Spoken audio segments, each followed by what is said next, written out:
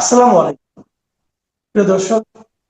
অন্য মঞ্চের আলোচনায় আজ আমরা অতিথি হিসেবে আমন্ত্রণ জানিয়েছি শিক্ষক ও সমাজ বিশ্লেষক নাহিদ আক্তারকে। নাহিদ আক্তার, আপনাকে অনেক ধন্যবাদ ও কৃতজ্ঞতা আমাদের অনুষ্ঠানে যুক্ত হওয়ার জন্য। আশা করি আপনি আমাকে শুনতে পাচ্ছেন। আপনাকে অসংখ্য ধন্যবাদ আমাকে আমন্ত্রণ জানানোর জন্য এবং আপনার দর্শকদের শুভেচ্ছা।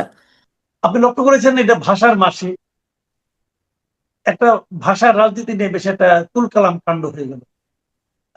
আমাদের একজন জ্বালানি মন্ত্রী ইকবাল মাহমুদ টুকু, মিস্টার টুকু আর কি।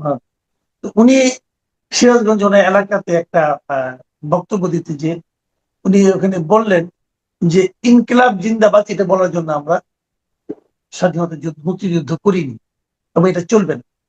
এবং ওনার বক্তব্য দিলেন দুপুর দিকে, এবং ওই দিনই সন্ধ্যার দিকে হাসনাত আব্দুল্লাহ এমপি, বর্তমানে এর একজন লিডার, উনি দুই লাইনে একটা লেখা লিখলেন যে ইনকিলাব জিন্দাবাদ। তার মানে এই যে ইনকিলাব জিন্দাবাদ। তারপর আবার দেখলাম যে আমাদের সাবেক যিনি প্রেস মিনিস্টার ছিলেন, প্রেস আপনার সেক্রেটারি ছিলেন, তিনি বললেন যে এগুলো নাকি বাংলা শব্দ ইনকিলাব, তারপর আজাদি, তারপরে আপনার এই যে এবং সর্বশেষ কি ইনসাফ, এগুলো নাকি খাঁটি, মানে খুব চমৎকার বাংলা শব্দ, এবং তার সঙ্গে আরো কিছু অশ্লীল শব্দ উনি বললেন, ওগুলো নাকি বাংলা এটা শব্দ। কি ওই ব্যক্তি যাকে সবাই ডাস্টবিন, তার মাথার জি উপর একটা জি, জি, ডাস্টবিন জি, থাকে? আচ্ছা আচ্ছা। উনি সেই ব্যক্তি, হুম। উনি ডক্টর ইউনূসের প্রেস সেক্রেটারি ছিলেন। জি জি। হুম। তো উনি এগুলি বললেন। তার মানে ভাষার মধ্যে একটা রাজনীতি নিয়ে আলোচনা হচ্ছে। আমাদের বাংলা ভাষায় কি বিদেশি শব্দ থাকবে কি থাকবে না, অথবা এটাকে এই ভাষার এই শব্দগুলো নিয়ে কি রাজনীতি হবে কি হবে না। আমি নিজেও এক জায়গায় বলেছিলাম যে বিদেশি শব্দ তো থাকতেই পারে, কোনো সমস্যা নাই। এবং সেখানে আমি এটাও বলেছিলাম যে ইনকিলাব জিন্দাবাদ নিয়ে আমার কোনো আপত্তি নাই। কিন্তু যখন আমি দেখি যে জয় বাংলা নিয়ে অনেকের আপত্তি আছে, তখন আমার কাছে মনে হয় যে এটা আসলে কেবল ভাষার মধ্যে সীমাবদ্ধ থাকছে না, শব্দগুলো আসলে রাজনীতির প্রতীক হিসেবে আমাদের মধ্যে ঢুকে পড়ছে। তো এই যে ভাষা রাজনীতি যেটা আপনি বলতে চাইলেন, আপনি এই ব্যাপারে এই সর্বশেষ যে ঘটনাগুলো ঘটলো ইনকিলাব নিয়ে আপনি কি বলবেন? আচ্ছা, ভাষা যেহেতু আমি পড়াই সেহেতু ভাষার ব্যাপারটা আমি একটুখানি ক্লিয়ারলি আমার আন্ডারস্ট্যান্ডিংটা আপনাকে বলতে চাই বা আপনার দর্শকদের। সেটা হচ্ছে যে আমিও সবার সাথে একমত এবং আপনার সাথেও সম্পূর্ণ একমত যে ভাষা স্থির কিছু না। ভাষা কখনো কনস্ট্যান্ট বা এক জায়গায় স্থির থাকে না।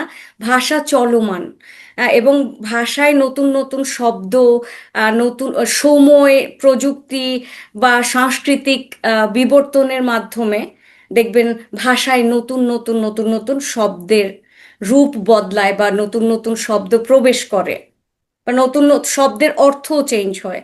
আমি আপনাকে এক্সাম্পলে দিতে পারি। গে, গে শব্দটার অর্থ ছিল হচ্ছে জলি। হ্যাঁ, কিন্তু সেই ইংরেজি যে গে শব্দটা এখন হোমোসেক্সুয়াল হিসেবে আমরা আমরা মিনিং দাঁড় করিয়েছি, তাই না? তো একই শব্দের বিভিন্ন রকমের মিনিং গ্র্যাজুয়ালি আর কি ইভালুয়েট করে একটা সময় শব্দের অর্থও পরিবর্তন হয়ে যায়। ঠিক আছে তো। এবং বাংলা ভাষায় প্রচুর শব্দ আছে বিদেশি, সেটাও সবাই জানে। এখন আপনি একটা জিনিস দেখেন, বাংলা ভাষায় যে মানে শব্দগুলি, সেই শব্দগুলি যে শুধু খুবই অরাজনৈতিকভাবে ব্যবহার হয় সেটা কিন্তু না। বা কমিউনাল ল্যাঙ্গুয়েজ, কমিউনালিজম যেটা, যে নির্দিষ্ট একটা গোষ্ঠীর ল্যাঙ্গুয়েজ হিসেবে, যেমন পানি, মুসলমানরা বলে পানি, হিন্দুরা বলে জল। তার মানে কমিউনিটি একটা, মানে একই শব্দ, অর্থ কিন্তু একই, কিন্তু দেখেন দুই কমিউনিটি দুভাবে ব্যবহার করছে। এখন বাংলা ভাষায় আমরা যখন তখন শুভ সকাল, শুভ অপরাহ্ন, শুভ সন্ধ্যা, এই জিনিসটা আমি শুনেছি, শুনতাম। কিন্তু এটাকে কিন্তু রিপ্লেস করে নিয়েছে আসসালামু আলাইকুম। তারপর আপনি দেখবেন অ্যারাবিক, আরবি শব্দগুলি, আমাদের যে গ্রিটিংস, গ্রিটিংসগুলি, মানে খোদা হাফেজ, আল্লাহ হাফেজ, মানে আমরা যাই ঠিক আছে এরকম আমরা বলতাম, সেটাকে এখন আল্লাহ হাফেজ, খোদা হাফেজ এইভাবে, বা আবার যাওয়ার সময় সালাম দিচ্ছে।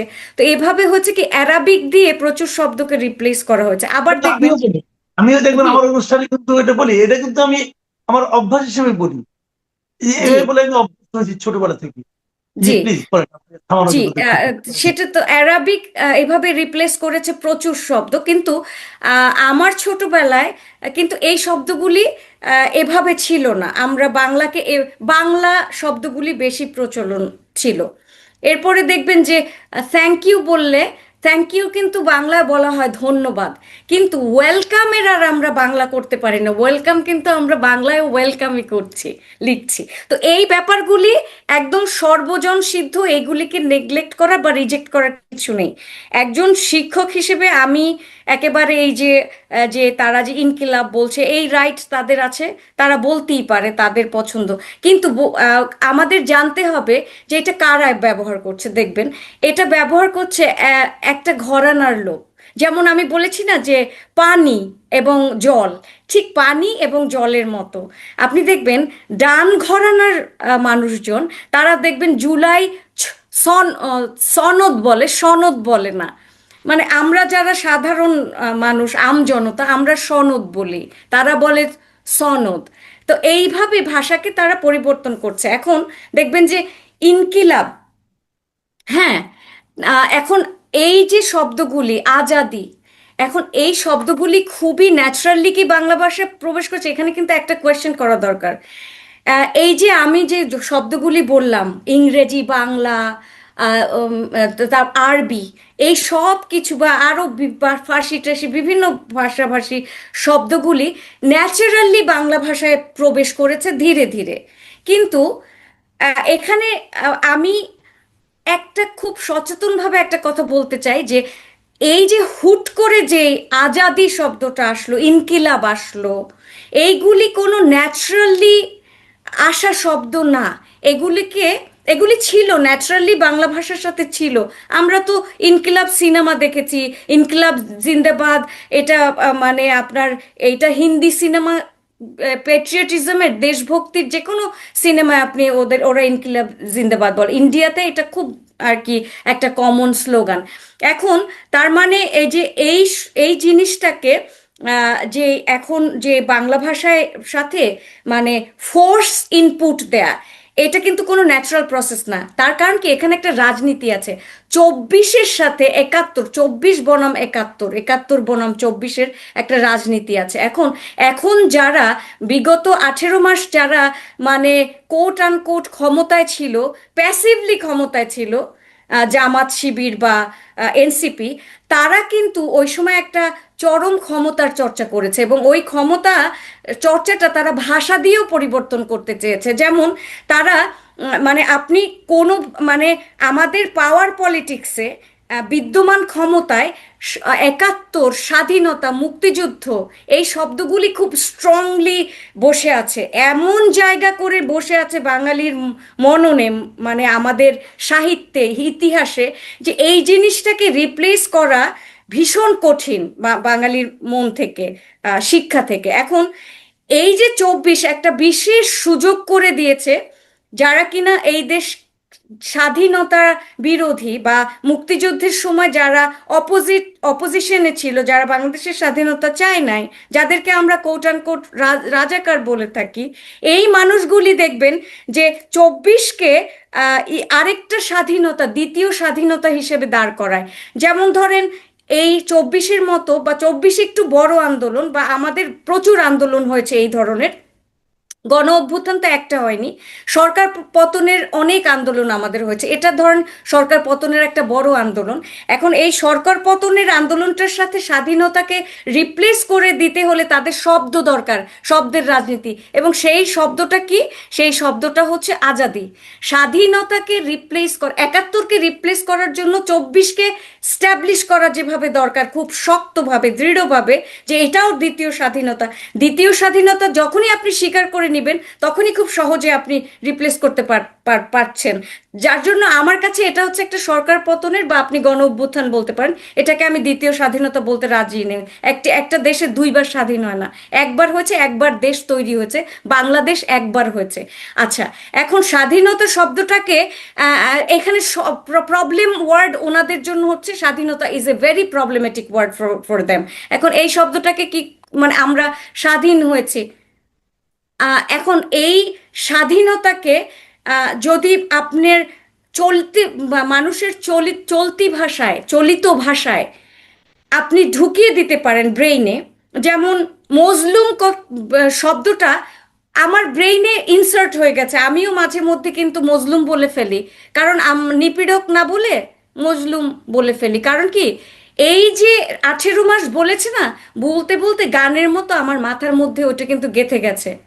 এখন ওটাকে আমি নিজেই আমি সচেতনভাবে বাংলা ভাষাকে আমি স্টাবলিশ করতে চাওয়ার পরে একজন শিক্ষক হয়ে আমি পারছি না। তার মানে এই যে স্বাধীনতাকে আপনি ঘন ঘন ঘন ঘন ঘন ঘন যখন রিপ্লেস করে আপনি এটাকে আজাদি আজাদি আজাদি বলবেন, ওই আপনার ব্রেন থেকে বাংলাদেশের স্বাধীনতা রিপ্লেস হয়ে আজাদি হয়ে যাবে, 71 রিপ্লেস হয়ে 24 24 চলে যাবে, ইনকিলাব বিপ্লবের পরিবর্তে ইনকিলাব চলে আসবে। তো এইটা খুব সচেতন রাজনৈতিক কৌশল। আপনি জানেন যে এই কৌশলে কি মানে কৌশলীভাবে মিস্টার ফরহাদ মাজার এই ট্রেনিংটা তাদের দিয়েছে। উনি কিন্তু এই কথা স্পষ্টত বলেছে, ব্লু প্রিন্ট আছে, আপনি দেখবেন ইন্টারনেটে সার্চ দিলেই, যে উনি বলছেন যে জামাতি ইসলাম নামে ওনারা রাজনীতি করতে পারবে না, ওইটাকে রিপ্লেস করে ওনাদের নাম পরিবর্তন করে রাজনীতি করতে পারবে। নাম পরিবর্তন করলে ওনাদের কুকর্ম আর জেনোসাইড চলে যাবে না। সুতরাং উনি কিন্তু এই জন্য কিন্তু উনি এই এনসিপি তৈরি করেছিলেন। তারপরে জামাতের যে আমরা এ টিম, বি, সি টি, এই টিমগুলি সব ওই রাজনীতির অংশ, যে ভাষার রাজনীতির অংশ, যে আপনি জামাত যে শব্দটা শব্দের রাজনীতির অংশ। সুতরাং বাংলাদেশের পলিটিক্যাল যেই এনভায়রনমেন্ট, সেখান থেকে আপনার যে সবচেয়ে স্পর্শকাতর আমাদের মুক্তির, আমাদের স্বাধীনতার, আমাদের 71-এর, আমাদের যে এক্সিস্টেন্স, আমাদের যে মানে প্রত্যেকটা বাঙালির আমাদের যে জন্মের যে আর কি রাইট, অধিকার, এবং জন্মের যে ভাষা, শব্দ, সেই শব্দগুলিকে আপনি যখনই এখান থেকে উঠিয়ে দিতে পারবেন বা রিপ্লেস করে দিতে পারবেন, তখনই কিন্তু বাংলাদেশের আর ওনাদের যে কলঙ্ক, ওনাদের যে কলঙ্কিত অধ্যায় স্বাধীনতার সময়, সেই কলঙ্কিত অধ্যায় মিটে যায়, এবং একটা পর্যায়ে ওনারা খুব স্ট্রংলি মানে আবার দ্বিতীয়বার আমরা বাংলাদেশকে স্বাধীন করেছি বলে তারা ক্ষমতার মসনদে বসে যেতে পারে। এটাই তাদের ultimate political goal. That's all I understand about this politics. তার মানে আপনি বলতে চাচ্ছেন যে জিনিসটা, যে এখানে আসলে মানে শব্দটা কোন শব্দ কোন ভাষা, এটা ইম্পর্টেন্ট না। বাংলা ভাষায় এই শব্দটা থাকতেই পারে, কিন্তু এর যে এখন প্রতিস্থাপনের যে মানে আপনার অন্তর্নিহিত যে কারণটা, মূল যে উদ্দেশ্যটা, সেটা হলো রাজনীতি। এবং এই রাজনীতি হচ্ছে চলতে থাকবে আগামীতে, এবং কোন রাজনীতি শেষ পর্যন্ত বিজয়ী হবে সেটা হয়তো সময় আমরা বুঝতে পারবো। তো অনেক কথা হলো। নাহিদ আক্তার, আপনাকে অনেক ধন্যবাদ। প্রিয় দর্শক, আপনারা শুনলেন। প্রিয় দর্শক, এখন এই পর্যন্তই। আল্লাহ হাফিজ।